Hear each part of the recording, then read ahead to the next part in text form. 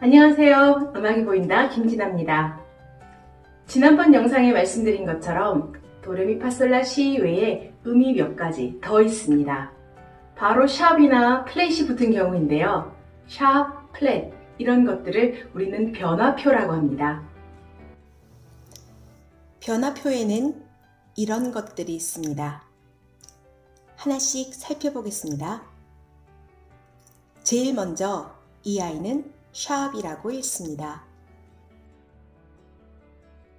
혹시 기억하시나요? 한 건설회사의 아파트 브랜드 이미지인데요. 이 앞에 뭐라고 붙어 있던 한마디. 바로 내 삶의 반올림. 네, 이 샵은 우리말로 올림표라고 합니다. 그리고 그 뜻은 원음에서 반음을 올리라는 표시입니다.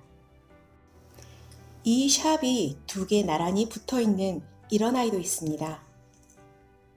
주로 이렇게 표시를 하고요. 반올림을 두 번, 결국 한음을 올리는 결과가 되겠네요. 다음은 샵과 반대되는 개념입니다. 플랫이라고 읽고 반음을 내리라는 표시입니다. 우리말로는 내림표라고 합니다.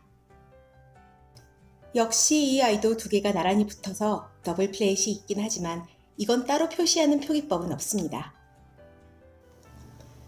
그리고 하나 더, 이 표시는 변화표로 인해서 원음에서 올리거나 내려진 음을 제자리로 돌려놓으라는 표시입니다. 우리말로는 제자리표라고 하고요. 영어로 내추럴이라고 합니다.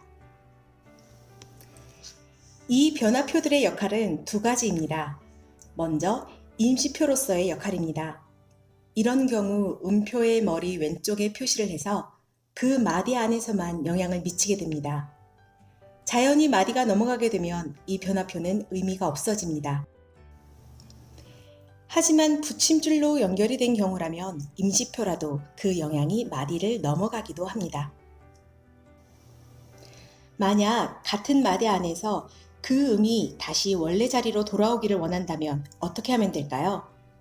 네, 바로 이럴 때 제자리표를 사용합니다.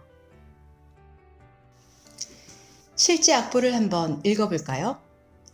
첫 번째 음은 C에 임시표 플랫이 붙었습니다. 그리고 두 번째 음 역시 플랫이 영향을 미쳐 C 플랫. 세 번째 음에는 제자리표가 붙어서 C가 되었고요. 네 번째 음은 더블 플랫이 붙었네요. 다섯 번째 음은 마디를 넘어가기는 했지만 붙임줄로 연결되어 있으니 역시 C 더블 플랫이 됩니다. 여섯 번째 음은 파샵, 일곱 번째는 원음 파로 돌아왔다가 여덟 번째 음 역시 제자리표가 영향을 미쳐 원음 파를 연주하면 됩니다. 정리되시나요? 다음은 변화표가 조표로 사용되는 경우입니다. 이럴 때는 첫 시간에 배운 것처럼 조, 박 순서대로 조표가 음자리표와 박자표 사이에 위치해서 곡 전체에 영향을 주게 됩니다. 물론 곡 중간에 조성이 바뀌는 경우는 제외하고요. 그런 경우는 다음에 세로줄의 사용법에서 다시 설명이 될 것 같습니다. 이 악보에서 조표를 보니까 샵이 파, 도, 솔, 레에 붙어 있네요. 그러니까 곡 전체에 파, 도, 솔, 레 음에 샵을 붙여주면 되겠죠. 같이 읽어보면 도샵, 레샵, 미, 파샵, 솔샵, 라, 시, 도샵이 됩니다. 샵이나 플랫이 붙은 음을 사이음이라고 하는데요. 개이름 도부터 옥타브 위에 같은 음이름 도 직전, 그러니까 시까지 모두 12개의 음이 있습니다. 도레미파솔라시는 원음이라고 하고 샵이나 플랫이 붙어서 생긴 음은 사이음이라고 하는데 한 옥타브 안에는 원음 7개와 사이음 5개가 있는 거죠. 피아노의 흰 건반과 검은 건반의 개수와도 같습니다.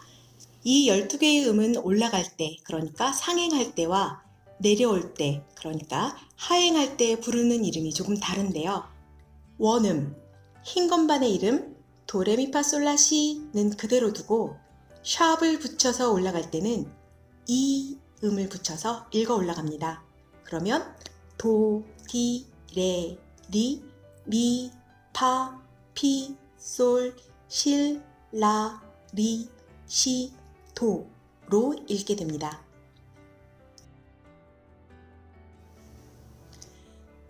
그리고 플랫을 붙여서 내려올 때는 에 음을 붙여서 읽어서 내려오는데요.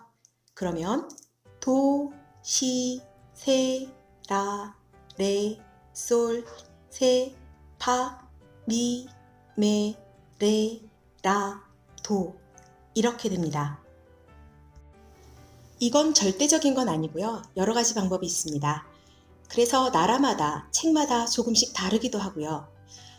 이미 알고 계신 분들은 익숙하신 대로 그대로 사용을 하셔도 되고요. 처음 공부하시는 분들은 이렇게 기억을 해두시면 아마 가장 일반적일 거라고 생각합니다.